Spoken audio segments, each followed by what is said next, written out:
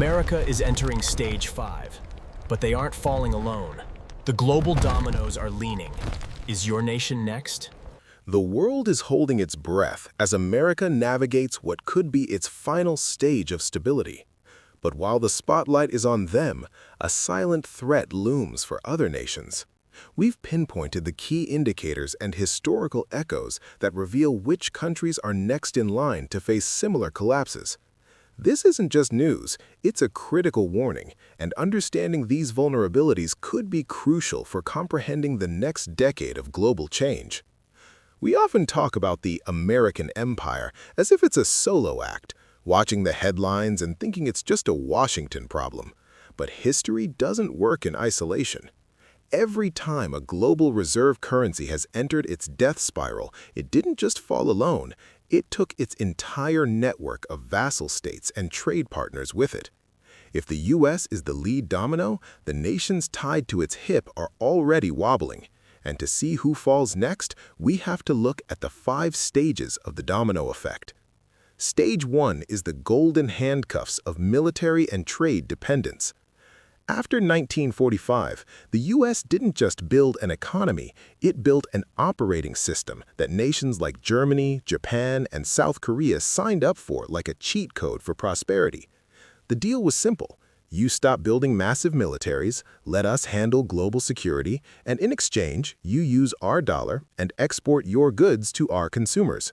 For decades, it worked perfectly, but these nations became dependency states. They offshored their security to Washington and their growth to the American consumer. Think about the psychological impact of this. For 80 years, these nations haven't had to worry about the cost of patrolling the seas or defending their borders because the world's policeman was on the beat. This created a generation of politicians who viewed defense spending as an optional luxury rather than a survival necessity. Now that the bouncer at the door is getting tired, distracted by internal protests, and the biggest spender at the bar is out of credit, these nations are realizing they've forgotten how to protect themselves. They have rusted militaries and a populace that has forgotten what sacrifice looks like. When the U.S. pulls back, not because it wants to, but because it has to, nations like Japan and Germany will find themselves in a cold, dangerous world without a coat. This leads to stage 2, the export addiction, where the world's factories like China, Mexico, and Vietnam realize they've overproduced for a customer that's going broke. Imagine running a business where 40% of your sales go to one guy who pays you with a credit card that just got declined. That is the global economy right now. China's entire economic miracle was built on the back of the American middle class.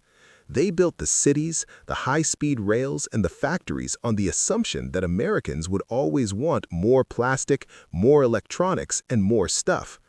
When the American consumer hits the wall of inflation, what we call stage 5, the ripple effect back to the factory floor in Shenzhen is catastrophic. This isn't just a decrease in profits, it's the total collapse of a social model. In China, the mandate of heaven is built on the promise of 6% growth.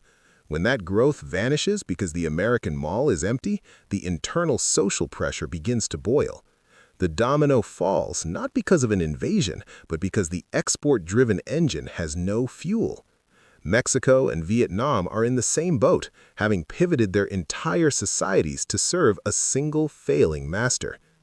Then comes stage 3, the debt mirror. This is where the tragedy gets personal. While the U.S. government was printing trillions, nations like Canada, Australia, and the United Kingdom didn't just watch from the sidelines, they jumped into the pool.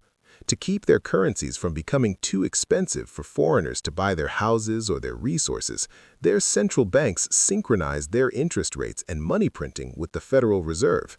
This led to the greatest asset bubbles in human history. If you think the U.S. housing market is expensive, try buying a bungalow in Toronto or Sydney. These nations took on eye-watering levels of private household debt. In the U.S., the crisis is a government debt crisis. In the domino nations, the crisis is a kitchen table debt crisis. When the dollar begins to lose its status and interest rates are forced higher to combat the inflation the US exported to them, the average Canadian or Australian family faces a total wipeout.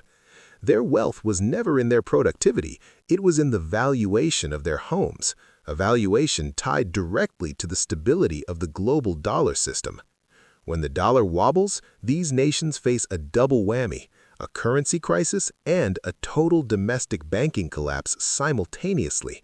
They are mirror images of American decay, just with less backup gold in the basement. By stage 4, we see the hollowing out, or what I call economic vampirism. This is a dark turn in the cycle. When the lead empire starts to fail, it stops protecting its allies and starts consuming them to stay alive a little longer. We see this in the U.S. Inflation Reduction Act, which was a nice name for a policy that basically told European companies, if you want to survive, move your factories to Ohio. And they are. Germany, the industrial heart of Europe, is deindustrializing in real time.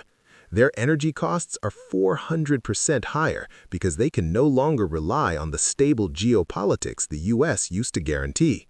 Their brightest minds and most productive companies are packing their bags and moving to the U.S. because that's where the last of the capital is being concentrated. The U.S. isn't trying to hurt Germany, it's just trying to survive. But in the process, it is hollowing out its friends. It is taking the muscle of its allies to graft onto its own decaying frame. For the nations losing their industry, this is the point of no return. You cannot have a first-world social safety net without a first-world industrial base. Finally, we reach stage 5, the social contagion of total fragmentation.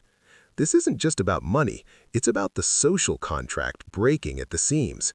It's the moment the people stop believing the system is fair or even functional. We see the riots in France, not over a single policy, but over a general sense that the future has been stolen. We see the revolving door of leadership in the UK, where prime ministers last longer than a head of lettuce because no one has a solution to the underlying decay. We see the demographic time bomb in Japan, where a shrinking youth population is being crushed under the weight of supporting an aging society using a currency that is being intentionally devalued by its own central bank. These aren't isolated incidents, they are the same symptoms of the same disease. Because we all use the same operating system, the globalized dollar standard, we're all catching the same virus. When the main server in America starts to glitch, every computer connected to it starts to freeze. The industrial dependents fall first, the debt mirrors fall second, and the factory giants follow. We are watching the end of an era where a hyper-efficient but zero-resilient world is grinding to a halt. The globalized machine was designed for a world of permanent American stability. It has no plan B. The spotlight is on the U.S. because it's the loudest and most dramatic, but the silent, terrifying threat is in the nations that think they're safe just because they're not the ones in the headlines. They are the dominoes, and the first one has already started to lean. They are sitting on powder kegs of private debt, energy dependence, and social unrest, all waiting for a single spark from Washington. If it's a contested election, a treasury auction that fails, or a sudden loss of reserve status, the trigger will be American, but the explosion will be global. Consider the psychological aspect of the social contagion in stage 5. When a society realizes that working hard no longer buys a home and saving money only leads to losing purchasing power, the work ethic dies. We're seeing this quiet quitting and lying flat movement not just in the US and China, but in every stage 5 domino. When the incentive to participate in the economy disappears, productivity collapses. This creates a feedback loop. Lower productivity leads to higher deficits, which leads to more money printing, which leads to more social decay.